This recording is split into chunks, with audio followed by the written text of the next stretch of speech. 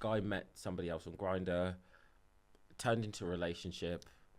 So, you know, you go over, you have sex, whatever, and that then turned into a brunch the next morning, and then dinner the next night. Okay. And then they went home and then saw that person again. And it went on for a few weeks.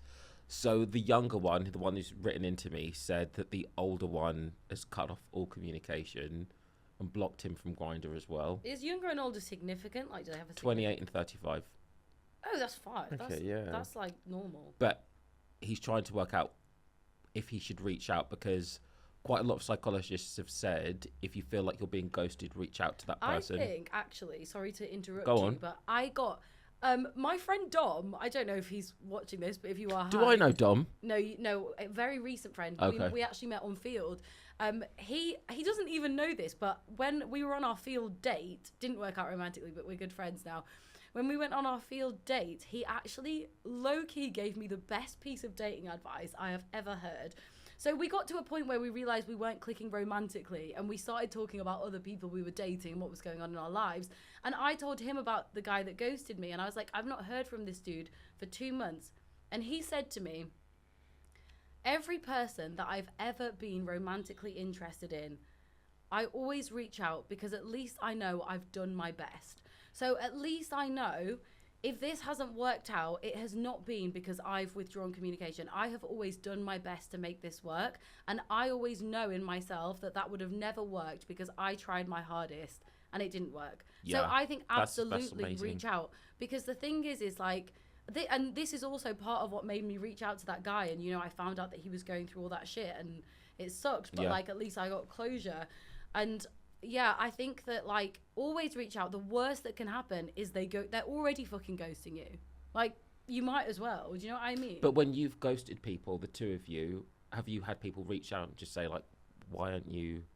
Like, what's going on? Or... Nobody's ever asked me why. I have had people text again. I bet people have like, No, if you ask me why, if you ask me why, then you are ready to hear it. But I'm never gonna be honest with you, because ultimately it's not about you as a person. I just understood we're not compatible. Because sometimes it happened to me. It was like, can you give me some feedback? I'm like, there's like nothing. It was a job interview. Yeah, you know, it's like there's not, and I lied because I was like, oh no, I'm just, you know, not ready for dating. I just bullshitted you. But the point is, I mean, ultimately, and we're not compatible, it's nothing about you. Like, you're not wrong. You know, the problem is not me, it's not you. Didn't feel the compatibility. That's what I would say. But at the same time, I don't want to feel like we still had a good date, but I probably don't want to be friends, you know? So it's just not personal. I feel like sometimes, you said earlier, closure. I feel like in this day and age, we are obsessed with, you need to get closure. There's no such thing as closure. Like, even if you go to therapy, you're never going to get the answer. Like, you know what I mean? It's not like that one answer or seeing them again for the last time or their explanation. You're always going to know more. That's human nature. That's why we're such a successful species. You will never get closure. But is it successful? Because we've gone from breaking up over text to just not being too afraid to actually say to someone it's not working out. Yeah, that sucks to be fair. I do think you owe that person. If it's been one date, whatever, 2 dates, whatever, I don't care if you've slept with the person or not. I think if you've gone out for dinner with that person, they maybe have met your friends. This is what we're talking about, like when things have really progressed and you're not giving that person an explanation. Okay, but I mean, if it's been 3 dates, what kind of explanation do you want me to give you? Not 3. We're not saying 3, but okay. like... Yeah, obviously, if it's been a couple of months. The interesting thing about people that ghost is that they will still watch all of your Instagram stories. They'll still listen to your podcast and listen to everything that you're saying because they absolutely love your podcast and everything you've got to say, but they don't want to reach out. But actually, no, I actually have the perspective. So girls always say, I mean, like, not to gender it, but like it is often girls. They'll be like, oh my God, he ghosted me, but he always watches my story first.